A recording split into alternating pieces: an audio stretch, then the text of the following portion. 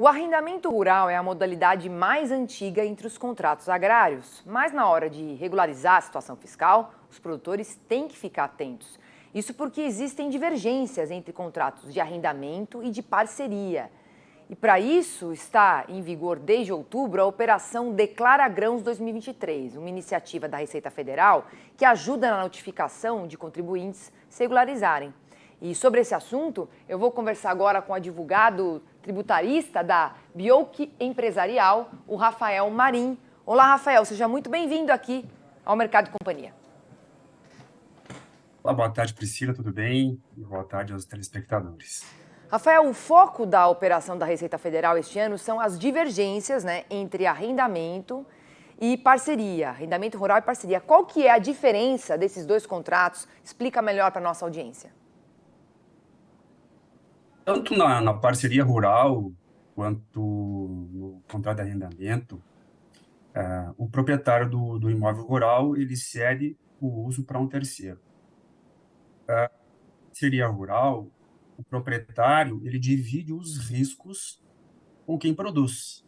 Então, os riscos de eventual quebra na safra, ele assume juntamente com quem produz.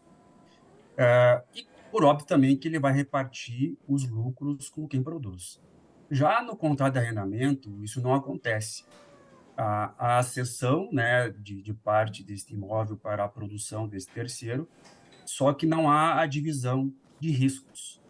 Então, se houver quebra na safra ou não, o proprietário vai receber da mesma forma de quem produziu. Uma outra diferença que existe é que aquilo que o proprietário do imóvel recebe do produtor, ele tem natureza de aluguel, enquanto que lá na parceria rural, aquilo que o proprietário recebe, ele tem natureza de uma atividade rural.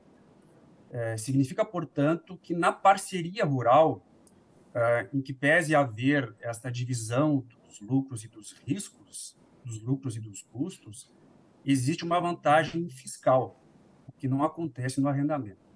Então, diante disso, é muito comum que o produtor rural, que o proprietário do imóvel, ele firme um contrato de arrendamento, coloque lá cláusulas contratuais referentes ao contrato de arrendamento, mas para tentar pegar o benefício fiscal, pagar menos tributo, ele intitula este contrato como se fosse de parceria rural.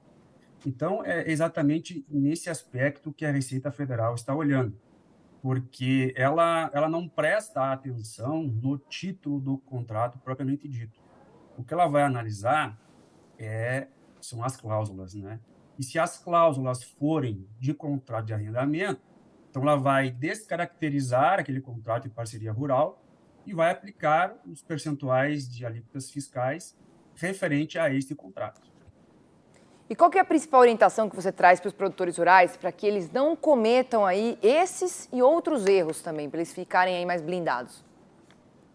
Eles têm que, antes de firmar o contrato, eles têm que procurar um profissional, né, um advogado, para que as cláusulas elas sejam bem redigidas, né, de acordo com o contrato, com a natureza do contrato propriamente dito. Então, se você tem um contrato de parceria, redigir as cláusulas de acordo com as regras previstas em decreto, né, da parceria rural, para que fique bem caracterizado como tal. Se ele, por sua vez, firmar um contrato de arrendamento, então o advogado vai ajudá-lo a redigir as cláusulas contratuais como se fosse um contrato de arrendamento. Isso vai evitar que a Receita Federal, então, eventualmente o notifique ou autue por uma irregularidade no que diz respeito à forma de declaração desse contrato. E como é que funciona a Operação Declara Grãos? Queria que você falasse para a gente. Tem algum prazo entre a notificação e as penas que vão ser aplicadas? E no caso de perder o prazo, quais os riscos para os agricultores e para os pecuaristas? Hoje, como você mesmo mencionou no início, a operação ela é nacional, então a Receita Federal está de olho em todos os contratos firmados no Brasil inteiro. E se ela averiguar algum tipo de irregularidade, ela vai inicialmente notificar o produtor rural, as partes ali, tanto aquele que cedeu o imóvel quanto aquele que produziu, para que esclareçam. num prazo de 60 dias. Se nesse prazo de 60 dias a irregularidade ela não for suprida, aí sim ela vai então notificar essas pessoas e autuar. E o valor das multas pode chegar a um percentual de até 225% do valor do tributo devido e que não foi devidamente recolhido. Nossa, alto. Olha, quero agradecer muito aqui sua participação no Mercado e Companhia, todos os seus esclarecimentos. Até uma próxima oportunidade. Eu que agradeço, um abraço a todos.